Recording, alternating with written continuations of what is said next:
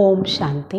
இன்றைய முரளியில் பாபா நமக்கு முக்கியமாக புரிய வைக்கிறாங்க நாடகத்தை பற்றி. இந்த நாடகத்தை நம்ம புரிஞ்சுக்கிறது ரொம்ப அவசியம். இந்த உலக நாடகம் அனாதியான நாடகம். இது எப்போ ஆரம்பிச்சது, எப்போ முடியுது அப்படி நம்ம கேள்வி கேட்க முடியாது. இதுக்கு முதலும் இல்லை, முடிவும் இல்லை. இப்படிப்பட்ட நாடகம் அனாதியானதாக திரும்ப திரும்ப அதே போல் நடந்து கொண்டே இருக்குது. இந்த நாடகத்தில் எந்த ஒரு மாற்றமும் நம்ம செய்ய முடியாது.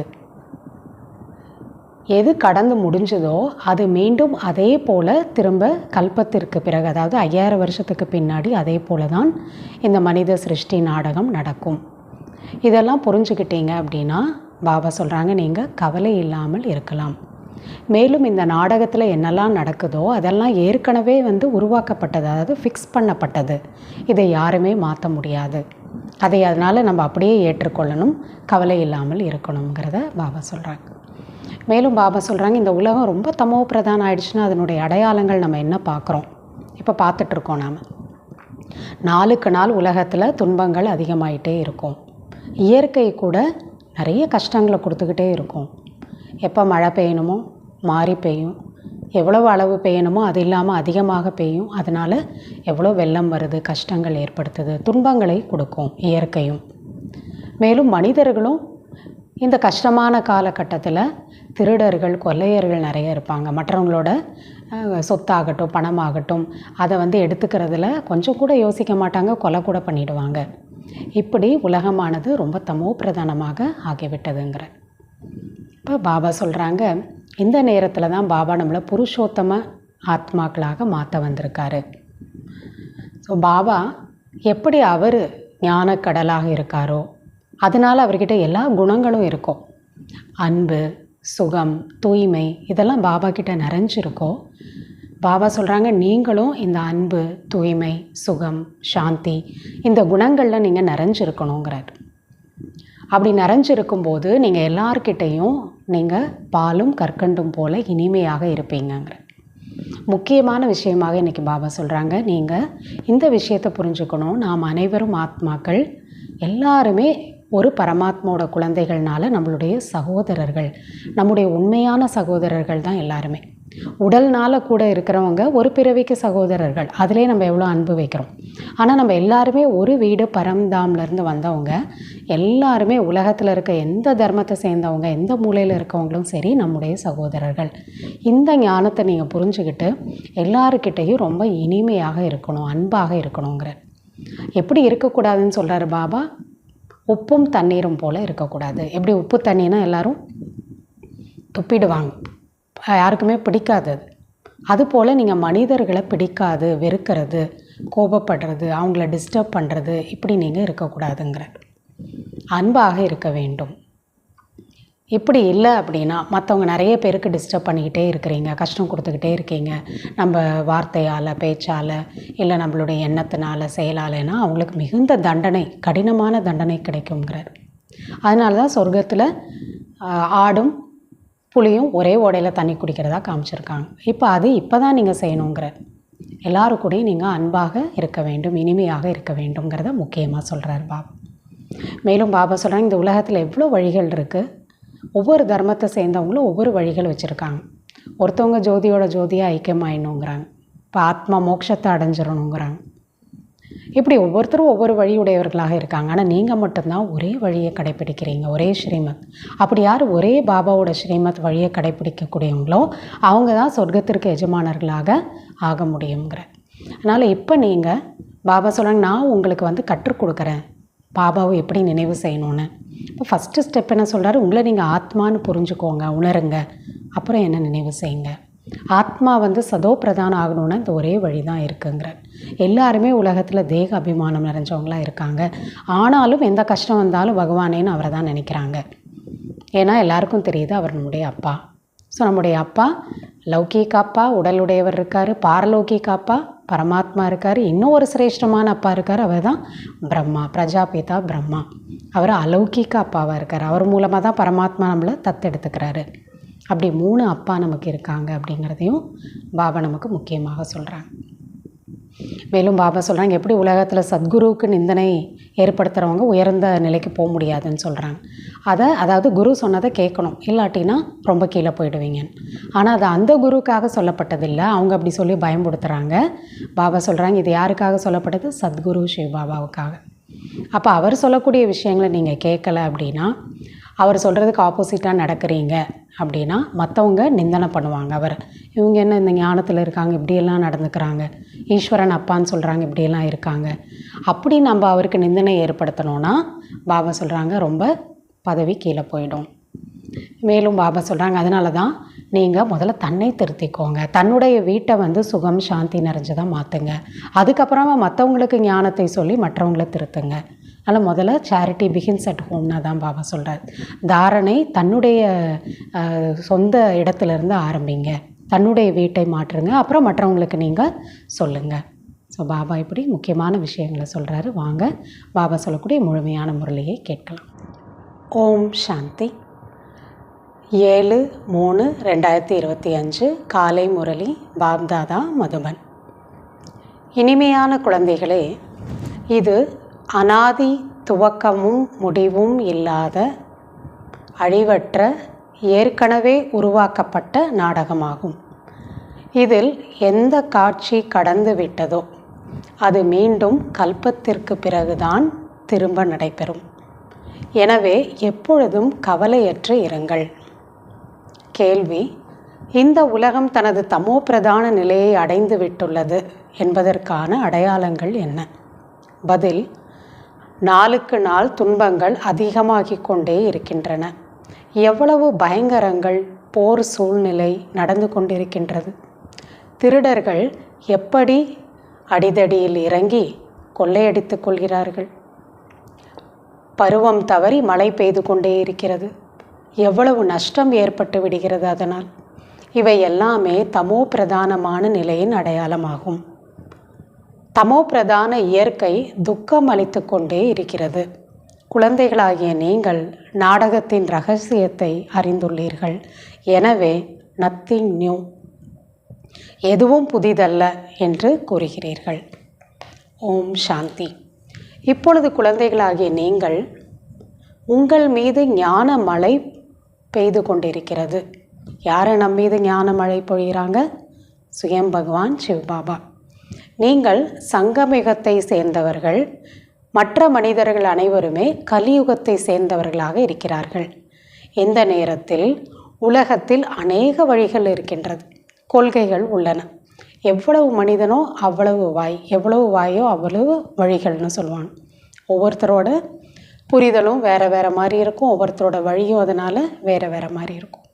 சாது சன்னியாசிகள், துறவர மார்க்கம் அது தனி, பக்தி மார்க்கம் அது தனியாக இருக்குது. மற்றபடி உலகத்தில் இன்னும் அவங்களுடைய தர்மங்கள் காண்பிக்கக்கூடிய வழிகள் அதுவும் வித்தியாசமானதாக ஆக்கிட்டாங்க. இப்போ எல்லாமே எவ்வளோ விதமான வழிகள் இந்த உலகத்தில் இருக்குது. குழந்தைகளாகிய உங்களுடையதோ ஒரே ஒரு வழியாகும். நம்ம எல்லாருமே ஒரே ஒரு வழி, சிவபாபாவோடது ஸ்ரீமத் என்னவோ அதுபடி நடக்கக்கூடியவங்களாக இருக்கும். இது எவ்வளோ பெரிய விஷயங்கிற அந்த ஒரே ஒரு வழி பகவானிடமிருந்து தான் கிடைக்கிறது. கரெக்டான ரைட்டான வழி. அவர்கள் பக்தி மார்க்கத்தில் செய்யும் ஜபம், தவம், தீர்த்த யாத்திரைகள் ஆகிய அனைத்தையும் பகவானை அடைவதற்கான வழிகள் என்று நினைக்கிறார்கள். பக்திக்கு பின்னால் தான் பகவான் கிடைப்பார் என்றும் கூறுகிறார்கள். ஆனால் பக்தி எப்பொழுது ஆரம்பமாகிறது மற்றும் எதுவரை நடக்கிறது என்பதே அவர்களுக்கு தெரியாது. பக்தி செய்கிறவங்களுக்கு பக்தியை பற்றி முழுமையாக தெரியாது. பரம்பரையாக நாங்கள் பக்தி செய்தே வந்துள்ளோம் என்பதை அவர்கள் புரிந்திருக்கிறார்கள். இதெல்லாம் பரம்பரையாக வருது, இதுக்கு கால அளவே கிடையாது அப்படின்னு சொல்கிறாங்க. ஆனால் நமக்கு தெரியும் 2500 வருஷம்தான் பக்தி நடக்கும். எப்போ ஆரம்பிச்சது? 3வது யுகத்திலேருந்து தான், துவாபர யுகத்திலேருந்து தான். இதெல்லாம் அவங்களுக்கு தெரியாது. ஒரு நாள் பகவான் அவசியமாக கிடைப்பார், ஏதாவது ஒரு ரூபத்தில் பகவான் கிடைப்பார். இதெல்லாம் அவங்க நினைக்கிறாங்க. என்ன செய்வார்? அவசியம் சத்கதி கொடுப்பார் அப்படின்னு நம்பி தான் அவங்க பக்தி பண்ணிகிட்டே இருக்காங்க. ஏனெனில் அவர் இருப்பதே அனைவருக்கும் சத்கதி அளிக்கும் வள்ளலாக இருக்கின்றார். ஆனால் அவர் எப்பொழுது வருகிறார், அவர் யார், இதுவெல்லாம் அறியாமலே இருக்கின்றனர். மகிமை மட்டும் விதவிதமாக பாடுகிறார்கள். கடவுளை பற்றிய புகழ் எவ்வளோ சாஸ்திரங்களாக புராணங்களாக எழுதி வச்சிருக்காங்க. பகவான் பதீத்த பாவனராக இருக்கின்றார், ஞானக்கடலாக இருக்கின்றார் என்றெல்லாம் கூறுகிறார்கள். ஆனால் ஞானத்தினால்தான் சத்கதி ஏற்படுகிறது என்று தெரியாது. ஞானக்கடல்னால் அவர் பேசுவாருன்னு அர்த்தம். அப்போ அவர் என்ன ஞானம் கொடுக்குறாரு? அது மூலமாக தான் சத்கதி கிடைக்கும், இதெல்லாம் அவங்களுக்கு தெரியாது. பகவான் நிராகாரமானவர், சரீரமற்றவர் என்பதையும் அறிந்துள்ளார்கள். அதான் சீக்கிய தர்மத்தில் ஏக் ஓம்கார் நிராகார்லாம் சொல்லியிருக்காங்கன்னா அவங்களுக்கும் தெரியாது. எப்படி ஆத்மாக்கள் நாம் கூட நிராகாரமானவர்கள், பிறகு சரீரம் எடுக்கின்றோம். நாமும் உடல் இல்லாமல் தான் இருந்தோம் பரம்தாமில். ஆத்மாக்களாகிய நாம் தந்தையின் கூட பரம்தாமத்தில் வசிப்பவர்கள். நம்ம வீடும் அதுதான். நாம் இந்த உலகத்தில் வசிப்பவர்கள் அல்ல. நம்மளுடைய சொந்த இடம் இது கிடையாது. இது நம்ம வந்த இடம்தான். எங்கு வசிப்பவர்களாக நாம் இருக்கின்றோம் என்பதை கூட சரியான முறையில் கூறுவதில்லை. எந்த தர்மங்கள்லையும் அது கூட சரியாக சொல்லப்படுறதில்லை. ஒரு சிலரோ நாங்கள் சொர்க்கத்திற்கு சென்று விடுவோம் என்று நினைக்கிறார்கள். உடலை விட்டுட்டாலே சொர்க்கத்துக்கு போயிடுவோம் அப்படின்னு நினைக்கிறாங்க. எவ்வளோ தவறான நம்பிக்கையாக இருக்குது. இப்பொழுது நேராக சொர்க்கத்திற்கு யாருமே செல்வது இல்லை. இந்த உலகத்துலேருந்தே போக முடியாத சொர்க்கம் எங்கே இருக்க போகிறதுக்கு? ஒரு சிலர் ஜோதியின் ஜோதியாக கலந்து விடுவோம் என்று கூறுகிறார்கள்.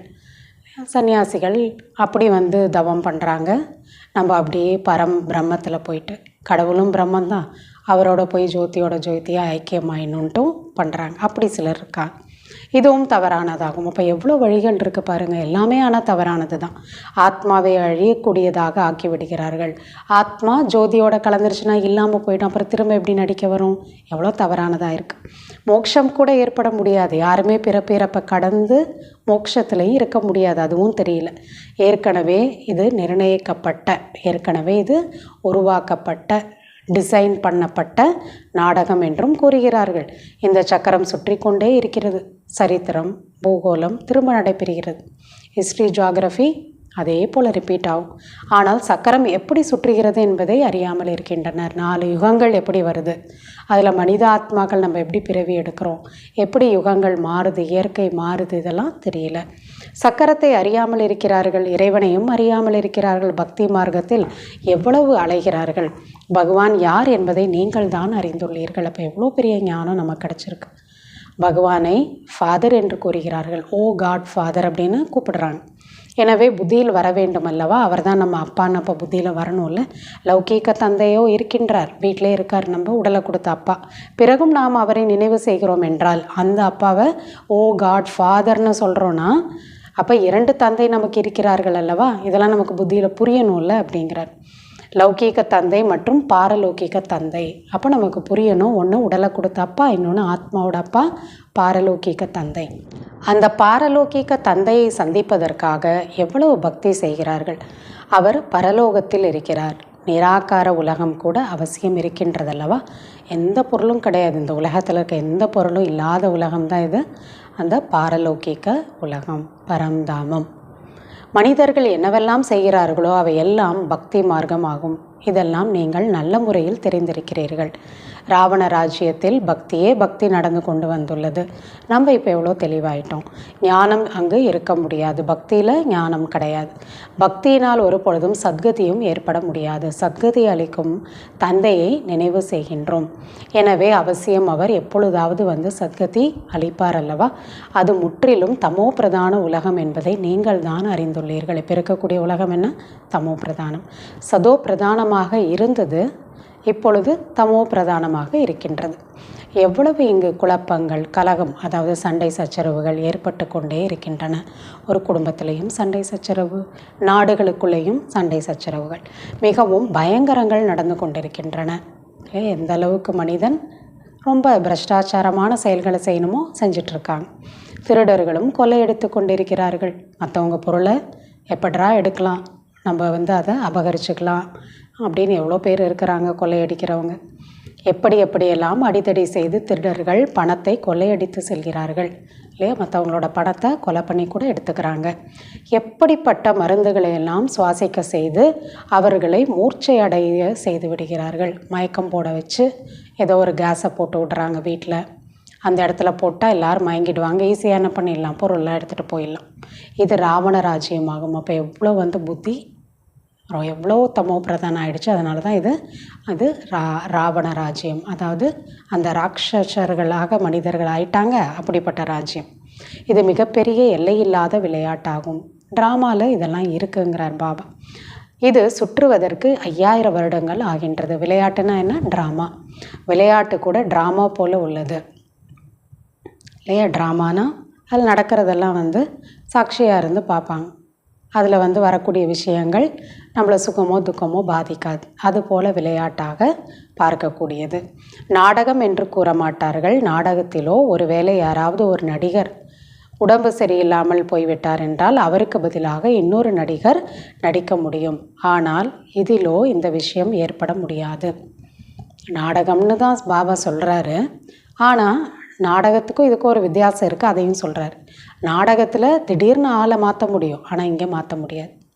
எல்லாமே ஏற்கனவே ஃபிக்ஸடாக இருக்கக்கூடிய விஷயம், எதுவுமே மாறாது, மாற்ற முடியாது. இதுவோ அனாதியான நாடகம் அல்லவா? உதாரணமாக யாராவது நோய்வாய்ப்பட்டு விட்டார் என்றால் இதுபோல நோய்வாய்ப்படுவதும் நாடகத்தில் ஒரு பாகமாக உள்ளது என்று தான் கூற முடியும். யாருக்காவது உடம்பு சரியில்லை, ஒரு இடத்துக்கு போக முடியல, ஒரு வேலையை செய்ய முடியலன்னா நம்ம அதை ரீப்ளேஸ் எல்லாம் பண்ண முடியாது வேற ஆளை. அவங்களுக்கு அப்படி போக முடியாமல் இருக்கிறதுக்கு, செய்ய முடியாமல் இருக்கிறதுக்கு, உடம்பு முடியாமல் இருக்கிறது கூட நாடகத்தில் ஃபிக்ஸ் ஆகிருக்கு. அப்படி தான் எடுத்துக்கணுங்கிறார். மழை ஆகியவை பெய்கிறது என்றாலும் கல்பத்திற்கு பின்னாரும் இவ்வாறே பெய்யும். எந்த டைமில் மழை பெய்யுதுன்னா அது அப்படியே தான் நடக்கும். இதே கஷ்ட நஷ்டங்கள் ஏற்படும். என்ன விஷயங்கள்லாம் உலகத்தில் ஏற்படுதோ அதெல்லாம் மீண்டும் மீண்டும் ரிப்பீட் ஆகும். ஞானத்தின் மழையோ அனைவர் மீதும் பொழிய முடியாது என்பதை குழந்தைகளாகிய நீங்கள் அறிந்துள்ளீர்கள். ஏன்னா எல்லாரும் ஞானத்தை கேட்க மாட்டாங்க. பாண்டவர்கள் 5 பேர் தானே கீதா உபதேசம் கேட்டாங்க, கிருஷ்ணன் சொன்னதை. இப்போ அதே போல தான் உலகத்தில் இருக்க எல்லாரும் கேட்க மாட்டாங்க. ஆனால் ஞானக்கடலான பகவான் வந்து விட்டார் என்ற இந்த குரல் அவசியம் அனைவருடைய காதுகளுக்கும் போய் சேர்ந்துவிடும். அதுக்கு தான் பாபா நிறைய சேவை செய்ய சொல்கிறார். உங்களுடையது முக்கியமான யோகமாகும். ஞானம் கூட நீங்கள் தான் கேட்கிறீர்கள். மற்றபடி மழையோ முழு உலகத்தின் மீதும் பெய்கிறது. நம்ம கேட்டு மற்றவங்களுக்கு சொல்கிறோம். உங்களுடைய யோகத்தில் நிலையான அமைதி என்பது ஏற்பட்டு விடுகிறது. சொர்க்கத்தை ஸ்தாபனை செய்வதற்கு பகவான் வந்து விட்டார். நீங்கள் அனைவருக்கும் இதை கூறுகிறீர்கள். ஆனால் தந்தையே பகவான் என்று நினைத்து கொண்டிருப்பவர்கள் கூட நிறைய பேர் இருக்கிறார்கள். எனவே பிறகு உங்களை யார் ஏற்றுக்கொள்வார்கள்? நம்ம சொல்கிறது முற்றிலும் அவங்களுக்கு வித்தியாசமாக இருக்கும்போது அதை ஏற்றுக்கொள்கிறது கிடையாது நிறைய பேர்.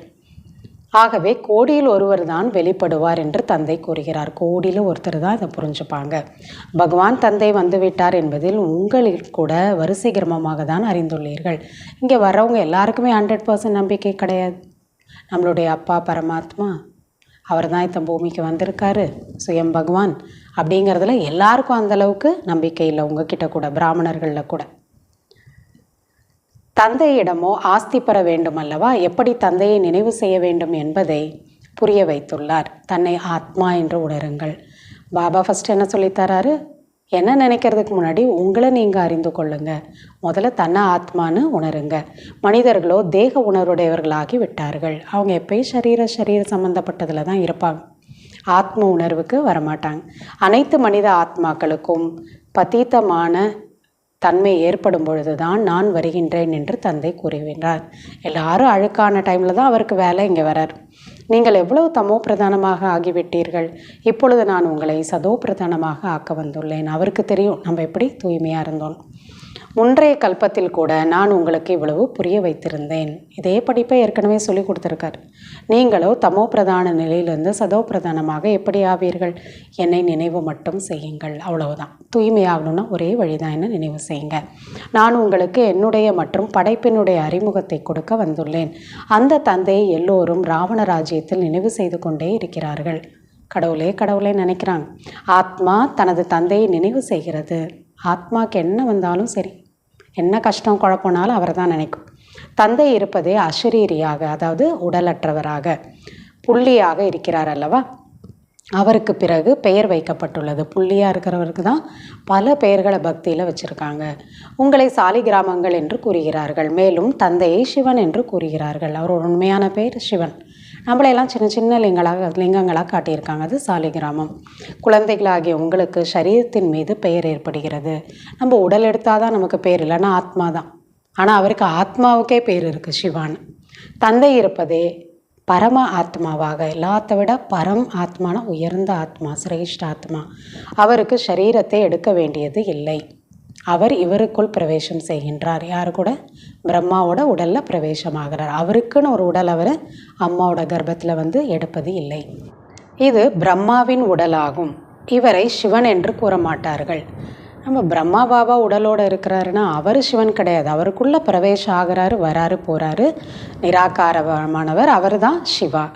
ஆத்மா என்ற பெயரோ உங்களுக்கு இருக்கவே இருக்கிறது. பிறகு நீங்கள் சரீரத்தில் வருகிறீர்கள். எப்பயுமே நீங்கள் ஆத்மா தான். ஒரு உடலில் வரும்போது ஒரு பேர் வைக்கப்படுது, உடல் மாறும்போது பேரும் மாறுது. அவர் பரம ஆத்மா, அனைத்து ஆத்மாக்களின் தந்தையாவார். எனவே அனைவருக்கும் 2 தந்தை இருக்கிறார்கள். ஆத்மாவோட தந்தை, உடலோட தந்தை. ஒருவர் நிராகாரமானவர், மற்றொருவர் சாக்காரமானவர், அதாவது உடல் உள்ளவர். இவருக்கு பிரம்மா மற்றும் அலௌகீக அதிசயமான தந்தை என்று கூறப்படுகிறது. இந்த உலகத்துக்கு அப்பாற்பட்ட தந்தை. உடலில் அவர் கொடுக்கல. ஆத்மாவுக்கு அவர் அப்பா கிடையாது. ஆனால் ஆத்மாவோட அப்பாவை தெரிஞ்சுக்கிறதுக்கு அவர் தான் கருவியாக இருந்திருக்கார். அவர் தான் இந்த சிருஷ்டிக்கே முதல் ஆத்மாவாக இருக்கார். அப்போ அதனால தான் அவரையும் ஒரு அப்பாவாக, அலௌகிக அப்பாவாக சொல்லப்படுது. எவ்வளவு ஏராளமான குழந்தைகள் அவர்களுக்கு இருக்கிறார்கள். இங்கே இருக்கிற எல்லா மனித ஆத்மாவும் பிரஜாபிதா அவர் தான் அப்பா. மனிதர்களுக்கு இதெல்லாம் புரிய வருவதில்லை. பிரஜாபிதா, பிரம்மா குமார், குமாரிகள் இவ்வளவு ஏராளமானோர் இருக்கின்றனர். இது என்ன, இது எவ்விதமான தர்மமாகும் என்று புரிய முடியாமல் இருக்கின்றார்கள். இது என்ன தனி தர்மமாக இருக்குது, இவங்க தன்னை பிரம்மா குமார், குமாரிகள்னு சொல்லிக்கிறாங்கன்னு நினைக்கிறாங்க. இந்த குமார், குமாரி என்பது இல்லற மார்க்கத்தின் வார்த்தையாகும் அல்லவா என்பதை நீங்கள் அறிந்துள்ளீர்கள். தாய், தந்தை, குமாரி மற்றும் குமார். பக்தி மார்க்கத்தில் நீங்கள் தந்தையும் நீயே, தாயும் நீயே என்று நினைவு செய்தீர்கள். கடவுளை பார்த்து நம்ம தான் பாடினோம், அம்மாவும் அப்பாவும் நீதான். இப்பொழுது உங்களுக்கு தாய் தந்தை கிடைத்துள்ளார்கள், உங்களை தத்தெடுத்துள்ளார்கள். நம்மளை பாபா என்ன பண்ணுறாரு? பிரம்மா மூலமாக தத்தெடுத்திருக்கிறார். இங்கு இந்த பெயர் உள்ளதல்லவா. அவர் எல்லைக்குட்பட்ட தந்தை, இவர் எல்லையற்ற தந்தை. எல்லையில்லாத தந்தை நமக்கு தத்தெடுத்து கொள்கின்றார். இந்த ரகசியம் மிகவும் ஆழமாக புரிந்து கொள்ள வேண்டிய விஷயமாகும். எல்லையில்லாத தன்மை தான் தத்தெடுத்துக்கிறது. அப்படின்னா அவருக்கும் நமக்கும், உடலுக்கும் அவருக்கும் எந்த சம்மந்தமும் கிடையாது. ஆத்மா அவருக்கு சொந்தமானவங்க. திரும்பி சொந்தமானவங்க நாமன்னு புரிய வைக்கிறதுக்காக அவர் என்ன பண்ண வேண்டியதாக இருக்குது? ஒரு உடலை எடுத்து நம்மளை என்ன பண்ணிக்கிறாரு? அடாப்ட் பண்ணிக்கிறாரு. இதெல்லாம் ரொம்ப ஆழமான விஷயம். நீங்கள் கூட ஒருவருக்கும் முழுமையான வகையில் புரிய வைக்காமல் இருக்கிறீர்கள். நீங்கள் கூட இதை நல்லா புரிய வைக்கணுங்கிற. முதலில் உள்ளே யாராவது வருகிறார்கள், குருவரை தரிசனம் செய்ய வந்துள்ளோம் என்று கூறினால் இது ஒன்றும் கோவில் அல்ல என்று கூறுங்கள். எங்கே குரு இருக்காங்க, எங்கே மூர்த்தி இருக்காங்க, பார்த்து தரிசனம் பண்ணணும். இங்கே தரிசனம் பண்ணுற விஷயம் இல்லை, இங்கே உள்ளே வந்தாலே ஞானத்தை கேட்டு புரிஞ்சுக்கிற விஷயம். இதெல்லாம் நீங்கள் அவங்களுக்கு புரிய வைங்க. போர்டில் என்ன எழுதப்பட்டுள்ளது என்று பாருங்கள். பிரம்மா குமார், குமாரிகள் ஏராளமாக இருக்கிறார்கள். இவர்கள் எல்லோரும் பிரஜாபிதாவின் குழந்தைகளாக ஆகிவிட்டார்கள். பிரஜைகளோ நீங்களும் ஆவீர்கள். வந்தவங்களும் யார்? ஞானம் தெரியுதோ இல்லையோ எல்லாமே அவரோட பிரஜைகள் தான். பகவான் படைப்பை படைக்கிறார். பிரம்மா கமல திருவாய் மூலமாக எங்களை படைத்துள்ளார். அந்த வாய் மூலமாக ஞானத்தை கேட்டு தான் நம்ம பிறந்திருக்கோம். நாம் இருப்பதே புதிய படைப்பாக இருக்கின்றோம். நீங்கள் பழைய படைப்பாக ஆவீர்கள் இல்லையா? புதுசானா இப்போ தான் நம்ம பிறவி எடுத்திருக்கோம். சங்கமயுகத்தில் புதிய படைப்பை படைக்கின்றார். நாம் புதிய படைப்பாக ஆக வேண்டி உள்ளது. இது புருஷோத்தம அவர்களாக ஆவதற்கான யுகமாகும். புருஷாத்மா உத்தம நிலை அடையிறதுக்கான டைமு. நீங்கள் சங்கமயுகத்தில் இருக்கிறீர்கள், அவர்கள் கலியுகத்தில் இருக்கிறார்கள். பிரிவு ஏற்பட்டுள்ளது போல உள்ளது இல்லையா? 2 பேருக்கு எவ்வளோ வித்தியாசம் இருக்குது. தற்காலத்திலோ பார்த்தீர்கள் என்றால் எவ்வளவு பிரிவினைகள் இருக்கின்றது. உலகத்தில் எவ்வளோ வழிகள். ஒவ்வொரு தர்மத்தை சேர்ந்தவர்களும் நாங்கள் எங்கள் பிரஜைகளை பராமரிப்போம் என்று நினைக்கிறார்கள். அவங்கவுங்க தர்மத்தில் இருக்கிறவங்கள அவங்கவுங்க என்ன பண்ணிக்கிறாங்க? பாலனை பண்ணிக்கிறாங்க. அந்த தர்மத்தை விட்டு வேறு தர்மத்துக்கு மாறாமல் இருக்கணுங்கிறதுல ஸ்ட்ராங்காக இருக்காங்க. இதெல்லாம் செய்துக்கிறாங்க. எங்கள் தர்மத்தை எங்கள் இனத்தவரை சுகமாக வைப்போம். அவங்கவுங்க தர்மத்தை சேர்ந்தவங்களுக்கு ஹெல்ப் பண்ணிக்கிறாங்க, சப்போர்ட் பண்ணிக்கிறாங்க. அவங்க எந்த கஷ்டமும் படாமல் பார்த்துக்கிறாங்க. ஒவ்வொருத்தரும் ஒவ்வொரு தர்மத்தை சேர்ந்தவங்களும் அவங்கவுங்க தர்மத்தில் ஸ்ட்ராங்காக இருக்காங்க. அவங்க தர்மத்தை சேர்ந்தவங்களுக்கு மட்டும் நம்ம நல்லது செய்யணும், சுகம் கொடுக்கணும்னு நினைக்கிறாங்க. எனவே எங்கள் மாநிலத்திலிருந்து இந்த பொருளை வெளியே போகக்கூடாது என்று ஒவ்வொருவரும் கூறுகிறார்கள். எங்களுக்கே இது பத்தாது, அதனால் எங்கள் இனத்தவர் மட்டும்தான் இதை அனுபவிக்கணும், மீதியெல்லாம் நாங்கள் தரமாட்டோம்னு கூட சொல்கிறாங்க. முன்பெல்லாம் முழு பிரஜைகள் மீது ராஜாவின் ஆட்சி இருக்கும். அது எந்த தர்மத்தை சேர்ந்தவங்களாக இருந்தாலும் சரி. ராஜாவிற்கு தாய் தந்தை, அதாவது அன்னதாத்தா என்று கூறுவார்கள். ராஜா தான் ஒரு அம்மா அப்பா மாதிரி ஒரு ராஜ்யத்திற்கு தன்னோட பிரஜைகள் எல்லாருக்கும் எல்லாமே கிடைக்கணும்னு அம்மா அப்பா போல் பார்த்துப்பார். இப்பொழுதோ ராஜா ராணி யாருமே இல்லை, அது போல் யாரும் இல்லை. தனித்தனி துண்டுகளாக ஆகிவிட்டுள்ளது. எவ்வளவு கலகம் குழப்பங்கள் நடந்து கொண்டே இருக்கின்றது. திடீரென்று வெள்ளம் வந்து விடுகிறது, பூகம்பங்கள் ஏற்பட்டு விடுகின்றன. இவை எல்லாமே துக்கத்தின் மரணத்தின் சமயம் ஆகும் இல்லையே. இப்போ உலகம் அந்த டைமுக்கு வந்துருச்சு. நாம் அனைவரும் நமக்குள் சகோதரன் சகோதரிகளாக இருக்கின்றோம் என்பதை இப்பொழுது பிராமணர்களாகி நீங்கள் புரிந்துள்ளீர்கள். யார் உலகத்தில் எந்த மூலையில் இருந்தாலும், எந்த தர்மத்தை சேர்ந்தவங்களாக இருந்தாலும், எல்லாருமே நாம் பரமாத்மாவோட குழந்தைகள், எல்லாருமே நம்முடைய சகோதரன் சகோதரிகள். எனவே நாம் நமக்குள் மிக மிக அன்புடன், அது எப்படி இருக்கணும்? நாம் நமக்குள்ள மிக மிக அன்புடன் பாலும் கற்கண்டும் போல இருக்க வேண்டும். நாம் ஒரு தந்தையின் குழந்தைகள், எனவே நமக்குள் மிகுந்த அன்பு இருக்க வேண்டும். ராமராஜ்யத்தில் சிங்கம் ஆடு ஒன்றுக்கொன்று எதிரியாக இருந்தாலும் கூட அவைகள் ஒன்றாக சேர்ந்து தண்ணீர் குடிக்கும் போது காட்டியிருக்கிறார்கள். ஒரே ஓடையில் தண்ணி குடிக்குது. இது இதோட அடையாளம்தான். இங்கு பாருங்கள், வீட்டிற்கு வீடு எவ்வளவு சண்டை ஏற்படுகிறது, தேசத்திற்கு தேசம் சண்டை, தங்களுக்குள்ளே எவ்வளவு பிளவுகள், அநேக கொள்கைகள், அதாவது வழிமுறைகள் இருக்கின்றன. நாம் அனைவருமே அநேக முறை தந்தையிடமிருந்து ஆஸ்தியை பெற்றிருக்கின்றோம், மேலும் இழந்தோம் என்பதை இப்பொழுது நீங்கள் அறிந்துள்ளீர்கள். சொர்க்கத்தோட ஆஸ்தியை பெற்றோம், அப்புறம் இழந்தோம், மீண்டும் பெறுவோம். அதாவது ராவணன் மீது வெற்றி அடைகிறோம், பின்னர் அது தோல்வியும் அடைந்து போகிறோம். ஒரு தந்தையின் ஸ்ரீமத் படி நாம் உலகத்தின் அதிபதியாக ஆகி வருகிறோம் இல்லையா. பாபா சொல்லக்கூடிய வழிப்படி நடந்தால் போதும், சொர்க்கத்திற்கு அதிபதி, உலகத்திற்கே அதிபதி ஆயிடலாம். எனவே அவருக்கு உயர்ந்ததும் உயர்ந்த பகவான் என்று கூறப்படுகிறது. அனைவருடைய துக்கத்தை நீக்கி சுகத்தை கொடுப்பவர் அவர் ஒருவர்தான். அந்த துக்க ஹர்த்தா சுக்கு கர்த்தா அனைவருக்கும் சுகத்தின் வழியை கூறிக்கொண்டிருக்கிறார். குழந்தைகளே ஆகிய நீங்கள் உங்களுக்குள் பாலும் கற்கண்டும் போல இருக்க வேண்டும் இல்லையா. அவ்வளோ இனிமையாக இருக்கணும். பாலும் கற்கண்டும் சேர்ந்ததுன்னா எவ்வளோ கலந்து இனிப்பாக மாறிடுது. இப்போ ஒவ்வொருத்தருக்கிட்டையும் நாம் நம்முடைய சகோதர ஆத்மான்னு புரிஞ்சுக்கிட்டு அவ்வளோ இனிமையாக அன்பாக இருக்கணும். உலகத்தில் எல்லோருமே தங்களுக்குள் உப்பு தண்ணீராக இருக்கிறார்கள். ஒரு வீட்டிலே ஒருத்தர் பிடிக்கிறதில்ல, ஒரு குடும்பத்திலே ஒருத்தர் வெறுக்கிறாங்க, பார்க்குறதில்ல, பேசுகிறதில்ல, சண்டை போட்டுக்கிறாங்க. இப்போ அப்படி தான் இருக்குது. ஒருவரை ஒருவர் கொல்வதற்கு கூட, அதாவது கொலை பண்ணுறது கூட தாமதிப்பதில்லை. அந்த அளவுக்கு வெறுப்பு இருக்குது. ஈஸ்வரிய குழந்தைகளாகி நீங்களோ பாலும் கற்கண்டும் போல இருக்க வேண்டும். அவ்வளோ அன்பாக இனிமையாக இருக்கணும். நீங்கள் தந்தைக்கு எவ்வளோ உதவி செய்பவர்களாக, இப்போ எவ்வளோ உயர்வானவர்களாக இருக்கிறீர்கள். நீங்கள் எவ்வளவோ பரமாத்மாவுக்கு, பகவானுக்கு உதவி செய்கிறவங்களாக நீங்கள் இப்போ இருக்கீங்க. புருஷோத்தம சங்கம யுகத்தில் நீங்கள் தான் அவருக்கு உதவி செய்பவர்களாக இருக்கிறீர்கள். எனவே நாம் புருஷோத்தமர்களாக ஆவோம் என்றால் நமக்குள் அந்த தெய்வீக குணங்கள் இருக்கின்றதா எனது மனதில் நாம் சோதனை செய்ய வேண்டும். அவ்வளோ உயர்ந்தவர்களாக ஆக்குகிறார் பாபா. பாபாவுக்கே நம்ம உதவி செய்கிறோம் அப்படின்னா அப்போ நம்ம அவ்வளோ உயர்ந்த தன்மையோடு இருக்கிறோமான்னு பார்த்துக்கணும்.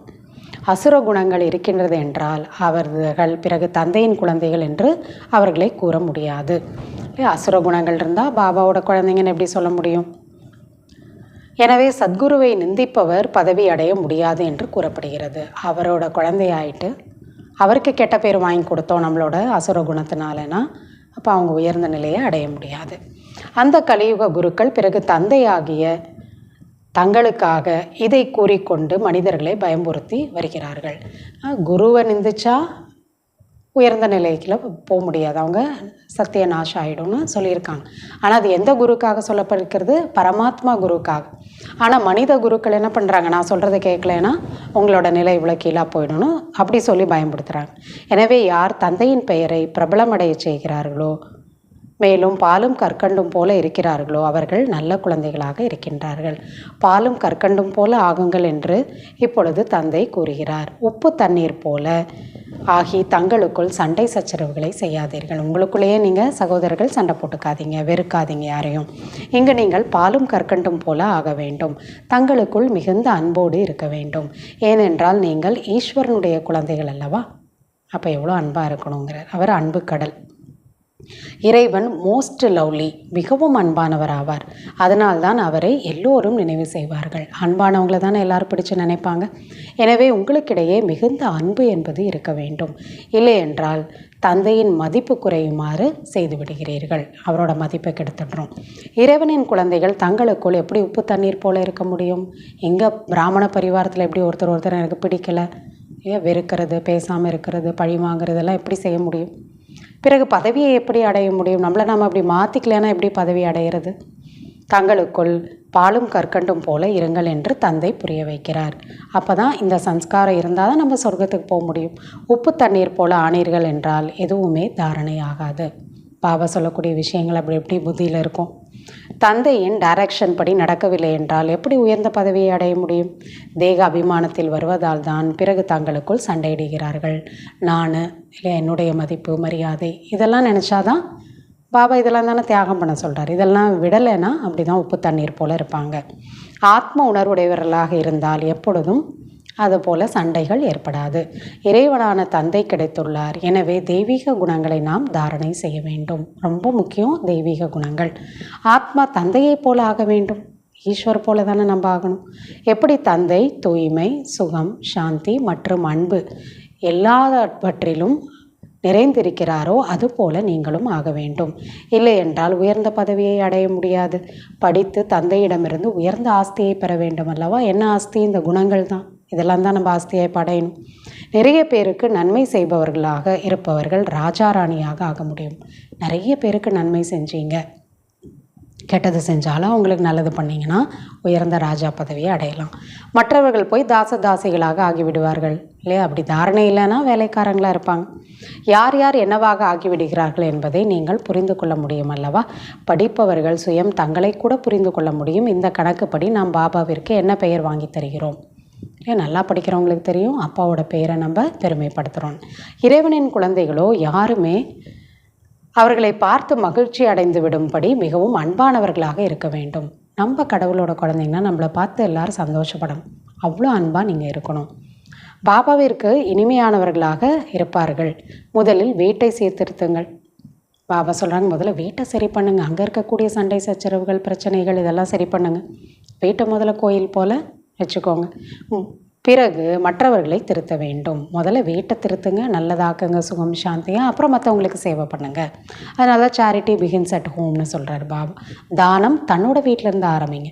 ஞான தானம் மட்டும் கிடையாது, குணங்களை தானம் பண்ணுங்கள். தெய்வீக குணங்களை தானம் பண்ணுங்கள். அன்பாக இருங்க, அமைதியாக இருங்க, மன்னிச்சிருங்க, இதெல்லாம் வேணுங்கிற. இல்லற விவகாரத்தில் தாமரை மலர் போல தூய்மையாக, பாலும் கற்கண்டும் போல இருங்கள். இல்லற வாழ்க்கையில் இருந்தாலும் தூய்மையாக இருங்க, அன்பாக இருங்க. யார் பார்த்தாலும் ஆஹா, இங்கே சொர்க்கம் வந்து விட்டது என்று கூற வேண்டும். இவங்க வீடே சொர்க்கம் போல் எவ்வளோ அமைதியாக இருக்காங்க, ஒருத்தர் அன்பா, அப்படி சொல்லணுங்கிற. அக்ஞானத்தில் நாம் சுயம் பாபா இப்பேற்பட்ட வீடுகளை பார்த்துள்ளார். யார்? பிரம்மா பாபா. அப்பயே பாபாவோட வீடு கூட அப்படி தான், ரொம்ப சுகம் சாந்தியாக இருந்தது, சொர்க்கம் போல். 6-7 குழந்தைகள் திருமணம் செய்தவர்கள் எல்லாருமே ஒன்றே இருப்பார்கள், இல்லை கூட்டு குடும்பமாக இருப்பாங்க. அனைவரும் அதிகாலை எழுந்து பக்தி செய்வார்கள். வீட்டில் முற்றிலும் அமைதி இருக்கும் இல்லையா? அப்போ அந்த காலத்தில் அப்படி இருந்திருக்காங்க. இப்பொழுது இங்கோ ஈஸ்வரிய குடும்பமாகும். அன்னமும், அதாவது அன்னப்பறவையும் கொக்கும் ஒன்றாக இருக்க முடியாது. நீங்களும் அன்னமாக ஆக வேண்டும். நீங்கள் தான் அன்னப்பறவையாக இருக்கணும். வீட்டில் இருக்கவங்க கொக்கா இருந்தாலும். உப்பு தண்ணீர் போல இருந்தால் பாபா திருப்தி அடைய மாட்டார். நீங்கள் எவ்வளவு பேருக்கு அவப்பெயரை ஏற்படுத்துகிறீர்களோ அதை பாருங்கள் என்று தந்தை கூறுகிறார் இல்லையா? கெட்ட பேர் வந்துடும் நம்ம சரியில்லைன்னா. பாலும் கற்கண்டும் போல ஆகி இருக்கவில்லை என்றால் சொர்க்கத்தில் உயர்ந்த பதவியை அடைய முடியாமல் போய்விடும். நம்ம சம்ஸ்காரத்தை மாற்றிட்டா போதும், உயர்ந்த பதவியை நாம் அடைஞ்சிடலாம். பிறகு தண்டனை அனுபவிக்க வேண்டியதாக இருக்கும். தந்தையினுடையவராக ஆன பிறகு உப்பு தண்ணீர் போல இருக்கீர்கள் என்றால் 100 மடங்கு தண்டனை பெறுவீர்கள். நிறைய பேரை நம்ம டிஸ்டர்ப் பண்ணிக்கிட்டே இருந்தோம். உப்பு தண்ணின்னா என்ன? வெறுக்கிறது மற்றவங்கள. இப்போ மற்றவங்களுக்கு ஏதாவது ஒரு கஷ்டத்தை நம்மளோட எண்ணம், சொல், செயலால் கொடுக்கறது. ஸோ இப்படி இருந்தீங்கன்னா 100 மடங்கு தண்டனை கிடைக்கும். பிறகு நாம் என்ன பதவி அடைவோம் என்று சாட்சாத்காரம் கூட உங்களுக்கு ஆகிக்கொண்டே இருக்கும். நமக்கே புரிஞ்சிடும் நம்ம இந்த பதவிக்கு தான் போக முடியும். அச்சா, இனிமேலும் இனிமையான காணாமல் போய் கண்டெடுக்கப்பட்ட செல்ல குழந்தைகளுக்கு தாயும் தந்தையுமான பாப் தாதாவின் அன்பு நினைவுகள் மற்றும் காலை வணக்கம். ஆன்மீக குழந்தைகளுக்கு ஆன்மீக தந்தையின் நமஸ்காரம். ஆன்மீக தந்தைக்கு ஆன்மீக குழந்தைகளின் நமஸ்காரம். தாரணைக்கான முக்கிய சாரம். முதலாவது பாயிண்ட்டு, நாம் இறைவனின் குழந்தைகளாக இருக்கின்றோம். நாம் ஒருவருக்கொருவர் மிகவும் அன்பானவர்களாக இருக்க வேண்டும். தங்களுக்குள் ஒரு பொழுதும் உப்பு தண்ணீர் போல கசப்பாக இருக்கக்கூடாது. முதலில் தங்களை திருத்திக் கொள்ள வேண்டும். பிறகு மற்றவர்களை திருத்துவதற்கான அறிவுரையை கூற வேண்டும். இரண்டாவது, எப்படி தந்தையிடம் தூய்மை, சுகம், அன்பு ஆகிய அனைத்து குணங்களும் இருக்கின்றதோ அதே போல தந்தைக்கு சமமாக ஆக வேண்டும். சத்குருவிற்கு அவப்பெயர், அதாவது நிந்திப்பவராக ஆகும் வகையில் எந்த செயலையும் செய்துவிடக்கூடாது. தனது நடத்தையினால் தந்தையின் பெயரை புகழடைய செய்ய வேண்டும். வரதானம், தந்தை மற்றும் பிராப்தியின் நினைவு மூலமாக சதா ஆர்வத்துடன் உற்சாகத்துடன் இருக்கக்கூடிய ஏக்ரஸ் உறுதியானவர்களாக ஆக வேண்டும். பிறப்பு எடுத்த உடனேயே, அதாவது பிராமண பிறவி எடுத்த உடனேயே தந்தையின் மூலம் என்னென்ன பிராப்திகள் கிடைத்திருக்கிறதோ அதனுடைய லிஸ்ட், பட்டியல் சதா முன்னே வையுங்கள். ஞாபகத்தில் கொண்டு வாங்க. பாபா என்னை எவ்வளோ கவலையிலிருந்து என்னை விலக்கியிருக்கார். பாபா என்ன எவ்வளோ கெட்ட குணங்கள், கோபம், வெறுப்பு, இதிலிருந்தெல்லாம் என்னை பாபா ஈஸியாக விலக வச்சுருக்கார். பாவம் செய்கிறதுலேருந்து பாபா என்னை எவ்வளோலாம் தப்பிக்க வச்சுருக்கார். ஞானத்தினால எல்லா விஷயத்தையும் எவ்வளோ லேசாக நான் எடுத்துக்கிட்டு இப்போ நான் நிம்மதியாக இருக்கேன். இப்போ இந்த மாதிரி பாபா கிடச்சதுனால என்னென்ன பிராப்தி கிடச்சதுன்னு நீங்கள் முதல்ல முன்னாடி நினச்சி பாருங்கள். பிராப்திகள் உறுதியானது, நிலையானது என்னும் பொழுது தைரியம் மற்றும் ஆர்வம் உறுதியானதாக இருக்க வேண்டும். பாபா நமக்குள்ளே கொண்டு வரக்கூடிய மாற்றம், நிரப்பக்கூடிய ஞானமாகட்டும் குணமாகட்டும் நிலையானதாக இருக்கும். நம்ம கூடவே பிறவிக்கும் வரும். இப்போ ஒரு பிறவியில் சம்ஸ்காரத்தை நம்ம மாற்றிட்டோம் அப்படின்னா, நம்ம மன்னிக்கிற தன்மையை கொண்டு வந்துட்டோம், இல்லை நம்ம கர்ம கணக்குன்னு புரிஞ்சுக்கிட்டு அதை நம்ம பெருசாக கவலைப்படாமல் எடுத்துக்கிறோம். இதெல்லாம் நமக்கு பல பிறவிக்கும் கூடவே வரும். இந்த ஞானம், நல்லது எது கெட்டது எது எல்லாமே நிலையானது, உறுதியானது. அப்போ நமக்கு எவ்வளோ தைரியமும் ஊக்கம் உற்சாகம் இருக்கணும். உறுதியானதற்கு பதிலாக மனம் சில நேரம் சஞ்சலமாகி விடுகிறது. உறுதியாக தான் இருக்கணும், ஆனால் என்ன ஆகுது, மனசு சஞ்சலமாயிடுது. அப்படி ஆகிவின்றது என்றால் ஸ்திதியும் சஞ்சலத்தில் வடுகின்றது இல்லையா? மனசு சஞ்சலமாயிடுச்சுன்னா அப்புறம் என்ன ஆகிடுது, மொத்தமாக குடும்பமாகட்டும் தன்னோட நிலையாகட்டும் அப்படி ஆகிடுது. அதற்கு காரணம் தந்தை மற்றும் பிராப்தியை சதா முன்னால் வைக்கவில்லை. பாபா கிடச்சிருக்காரு, எப்படிப்பட்டவர் அவர் எனக்கு கிடச்சிருக்காரு, யார் கிடச்சிருக்கார், இதை ஞாபகப்படுத்தணும். இன்னொன்று, அவர்னால எனக்கு என்னென்ன கிடச்சிருக்கு பிராப்தி. அனைத்து பிராப்திகளின் அனுபவம் சதா முன் வைத்தால், நினைவில் இருந்தால் அனைத்து தடைகளும் அழிந்துவிடும். சதா புது உற்சாகம், புது ஆர்வத்துடன் இருப்பீர்கள். உங்களுடைய ஸ்திதியும் ஏக்கரசாக இருக்க முடியும். ஸ்லோகன், எந்தவித சேவையிலும் சதா திருப்தியாக இருப்பது தான் நல்ல மதிப்பெண் பெறுவதாகும். என்ன சேவை கிடைச்சாலும் சரி, இது நான் செய்கிற சேவை, அவங்க செய்கிற சேவை அப்படி கிடையாது. இதுதான் என்னோடய திறமை, இதில் கிடைக்கல அப்படி கிடையாது. உடலால் கிடைச்சாலும் சரி, மனசால் கிடைச்சாலும் சரி, பொருளால், தன்னுடைய திறமையினால் எது கிடைச்சாலும் பாபா சொல்கிறாங்க அதில் திருப்தியாக ஏற்றுக்கோங்க. அப்போ அதில் தான் மார்க் இருக்குது. அதிருப்தியாக இருந்துட்டு எவ்வளோ சேவை பண்ணாலும் மார்க் அப்புறம் குறைஞ்சிடும். அச்சா, ஓம் சாந்தி.